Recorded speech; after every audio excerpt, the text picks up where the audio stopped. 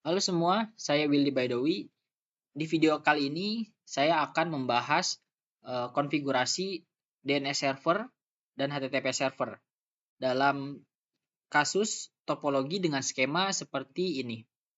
Jadi di dalam topologi ini terdapat dua server HTTP dan satu DNS server. Nah, yang dimaksud dari topologi ini adalah setiap user dapat mengakses ke server web server dari yang ada di topologi. Misalnya informatika.ac.id dan fasilkom.ac.id. Jadi setiap user bisa mengakses. Nah, di sini juga saya menambahkan ketentuan di mana jaringan yang berada di switch 0 ini menggunakan settingan IP statik dan yang berada di switch 1 dan 2 usernya menggunakan IP dinamis. Tujuannya agar kita memahami juga cara setting dari DHCP server. Jadi nantinya yang bertugas menjadi DHCP server adalah si router ini. Oke, jadi kita dapat beberapa poin tuh di dalamnya tadi. Pertama ada DNS server, terus ada HTTP server, dan DHCP server, terus setting IP statik juga. Kita langsung aja masuk ke pembahasannya. Nah, by default, ketika saya menggunakan router tipe 1641 ini, dia hanya tersedia by defaultnya adalah dua port yang bisa terhubung ke kabel tipe LAN ya atau Fast Ethernet. Nah, di sini hanya ada dua. Sisanya itu by defaultnya itu ini port ini nggak ada. Nah, jadi hanya ada port FE ini hanya ada dua, terus ada port konsol dan aux. Nah, untuk si router 0 ini bisa terhubung ke switch 2, kita membutuhkan tambahan port. Nah, caranya itu kita bisa pertama kita matikan dulu perangkatnya atau kita shutdown dengan cara mematikan saklarnya nih, saklar powernya di sini. Nah, ini ketika hijau itu nyala. Kita matikan sampai dia hitam ya.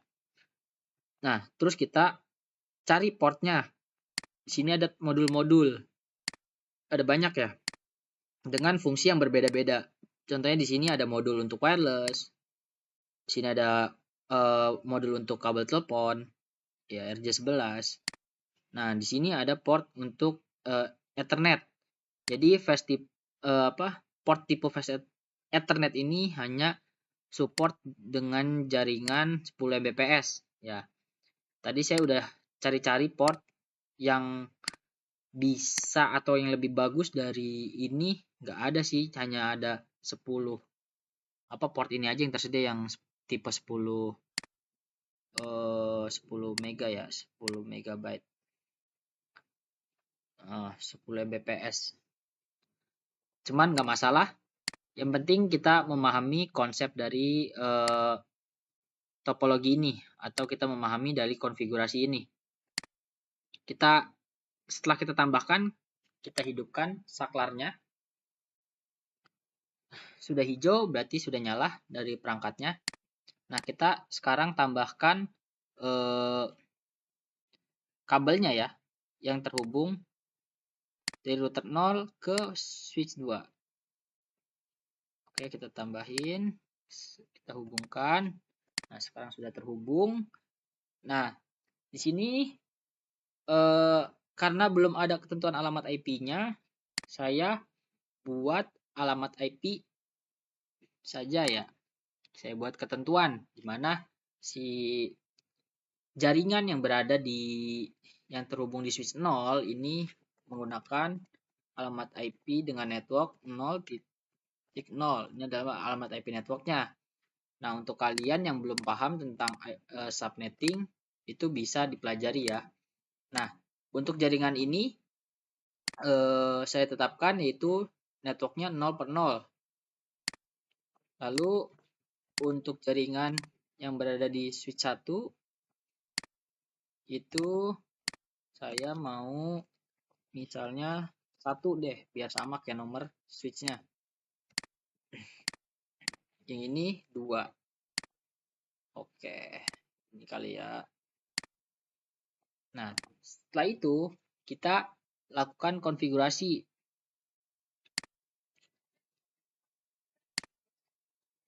Kita lakukan konfigurasi di routernya. Langkah-langkahnya yaitu pertama kita klik 2 kali di router ini, lalu kita masuk ke tab konfigurasi, terus kita enable. Setelah itu kita configure terminal. Kita ketik. Nah, ini untuk masuk ke config ke config ya. Nah, setelah itu kita setting nih alamat IP untuk di setiap port yang terhubung di router ini nih. Nah, ini kan kalau seperti ini kita bingung karena dari awal juga saya tidak ngasih lihat ya video untuk connect-connect ini itu kemana aja. Nah, untuk mempermudah kita bisa menggunakan option preference, terus kita show labelnya atau kita tampilkan label yang terhubung setiap portnya. Nah, contoh ini FA 0/0 terhubung ke switch yang satu ya, terus yang ETH 0/00 ini ke switch 2, terus FA 0/0 ke FA 03. Nah, sekarang jadi gampang. Lanjut kita setting ke interface FA 0. FA itu singkatan ya dari Fast Ethernet ya. Fast Ethernet 0/0. Nah, kita tambahkan alamat IP address-nya atau kita hidupkan dulu. Biasanya kalau misalnya port ini masih merah, kita hidupkan dengan cara kita ketik no shutdown atau bisa disingkat no SH. Setelah itu kita tambahkan alamat IP-nya.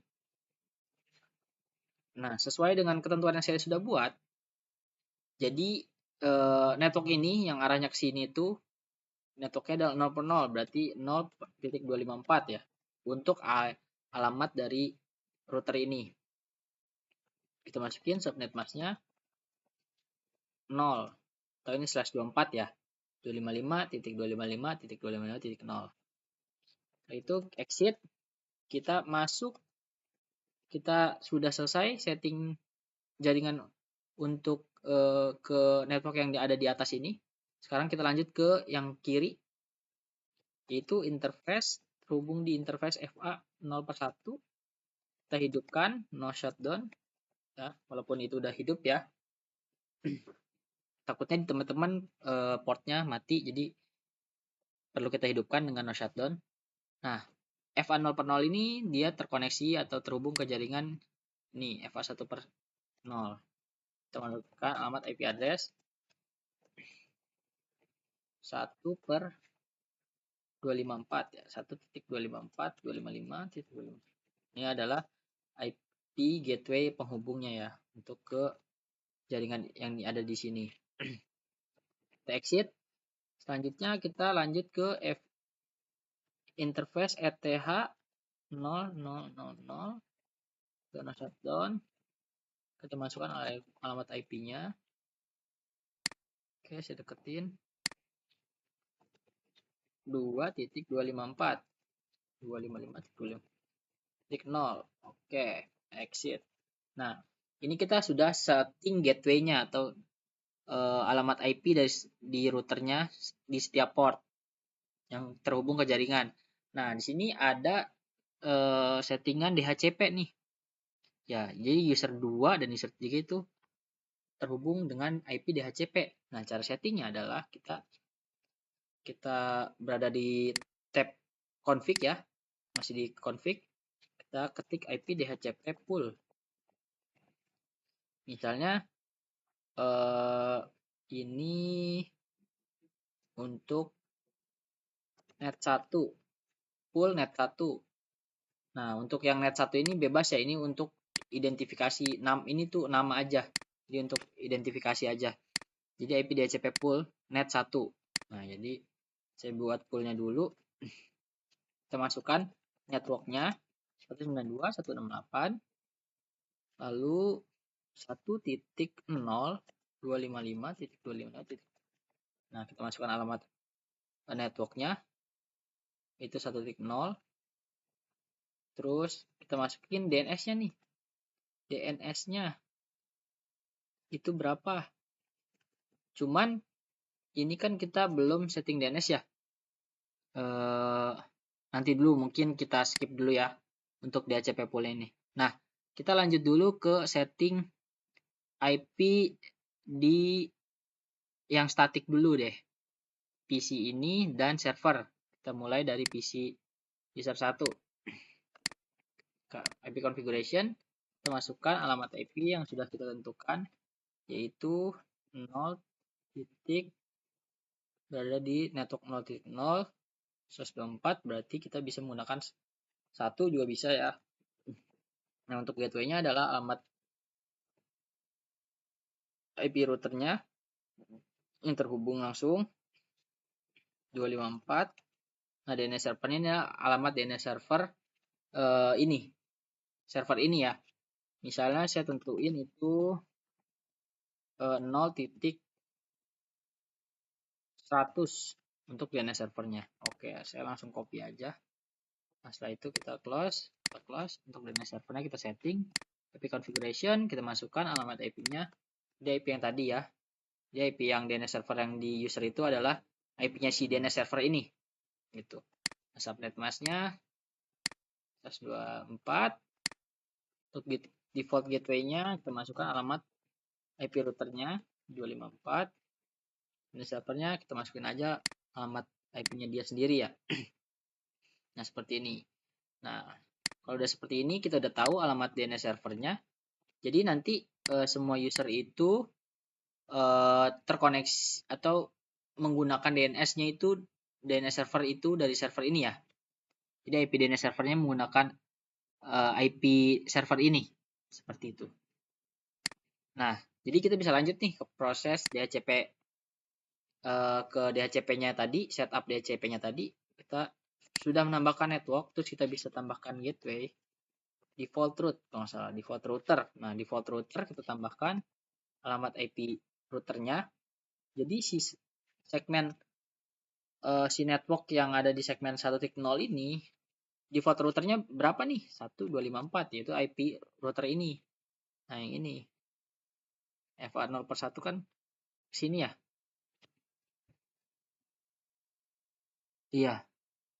Iya, IP routernya ini. Nah, ini kita masukin. Setelah itu kita tambahin juga DNS. Itu alamat IP tadi DNS servernya.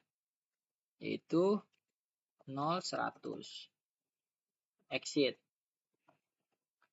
Nah, setelah itu kita buat lagi DHCP pool net 2 untuk alamat network 192.168.2.0 ini. Net 2. Kita tambahkan, kita setting networknya berarti 2.0.255. Oke. Terus kita ke default router. Itu alamat IP routernya berarti 2.254 DNS-nya. Itu alamat dari DNS server, IP server si DNS server 0.100. Oke, kita exit. Nah, lanjut ke settingan server ini. Nah, ini kan port-portnya sudah tidak itu ya. Sudah kita setting tadi ya. Jadi kita matiin aja biar enggak terlalu banyak tulisannya. Oke, kita lanjut ke settingan server untuk server informatika. Nah, ini ke desktop, ke IP configuration, kita setting dulu IP-nya. Ini IP untuk server informatika.ac.id ini adalah 1.100. Oke. Gateway-nya kita masukin 1.254, DNS servernya berarti masukkan alamat DNS server tadi 1.0.100. Oke. Kita lanjut ke PC user 2. Nah, tadi kan kita udah setting dinamis tuh ya. Jadi kita langsung aja coba pindah DHCP. Nah, ini alamatnya sudah sesuai. sesuai tadi seperti yang kita setting, dan dia udah dapat juga nih alamat IP-nya. Oke, kita lanjut ke server Fasilkom. Setting IP-nya dulu. Berarti 2.2.100. Oke, 2.254. DNS servernya alamat DNS server ini. Nah, sekarang kita coba setting untuk web servernya ini agar bisa diakses menggunakan domain. Nah, ini kita ke setting ke HTTP dulu, kita aktifkan. Nah, ini kita protokolnya kita aktifkan on. By default dia sudah on. Nah, setelah itu kita setting juga DNS-nya. DNS-nya kita on. Defaultnya off ya, kita on. Terus kita masukin name-nya atau domainnya. Misalnya di sini kan fasilkom.ac.id ya. Kita masukin fasilkom.ac.id. Nah, address-nya itu alamat IP servernya itu sendiri. Berarti 2.100. Kita add. Oke, ini sudah kebaca nih.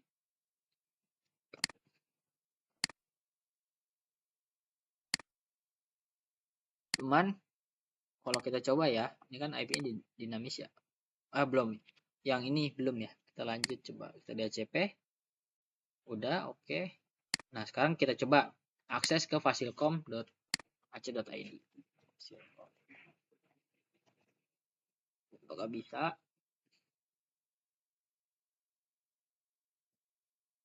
Oke, gagal ya, tidak bisa ya. Coba kita ping menggunakan domain. Nggak bisa, dia nggak nemu ya. Karena di dalam DNS server ini 0/100 itu belum dimasukin ke query ya. Dari si domain-domain ini belum disetting. Jadi dia tidak bisa mentranslasikan dari domain tersebut. Kita lanjut ke server informatika. Ini kita ke service. Tadi HTTP kita hidupkan.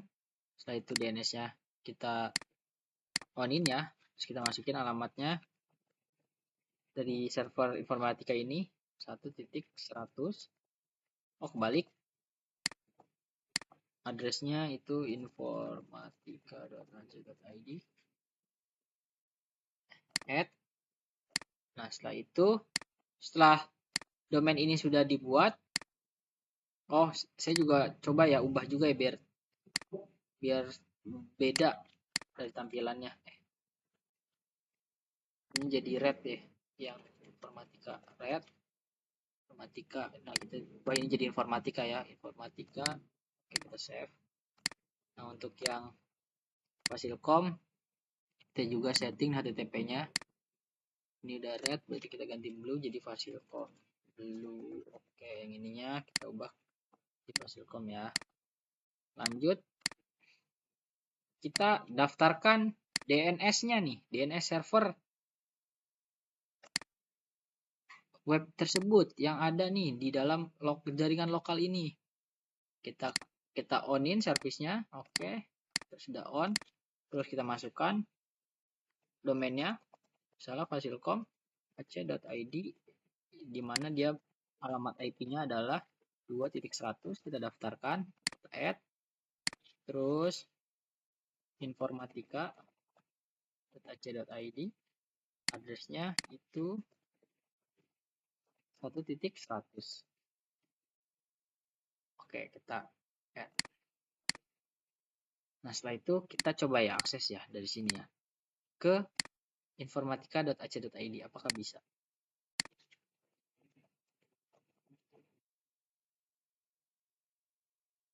Nah, PC user 3 dia berhasil mengakses ke informatika.ac.id. Lanjut, PC user 2 apakah dia bisa mengakses ke Fasilkom? Nah, dia sudah berhasil ya. Nah, coba PC 2 ini mengakses ke informatika.ac.id. Apakah dia bisa? Informatika.ac.id. Nah, dia bisa ya akses ke sini. Nah, jadi fungsi DNS server itu untuk mendaftarkan setiap DNS yang ada di dalam suatu jaringan. Jadi dia bertindak sebagai database servernya, database DNS-nya, seperti itu. Oke, mungkin pembahasan untuk studi case jaringan ini sudah selesai. Untuk kalian yang mungkin masih ada bingung, bisa langsung komentar aja. Misalnya ada kesusahan atau tidak mengerti kenapa ini IP-nya segini, atau kenapa menggunakan IP tersebut yang di DNS itu, bisa kalian tanyakan gitu misalnya ya.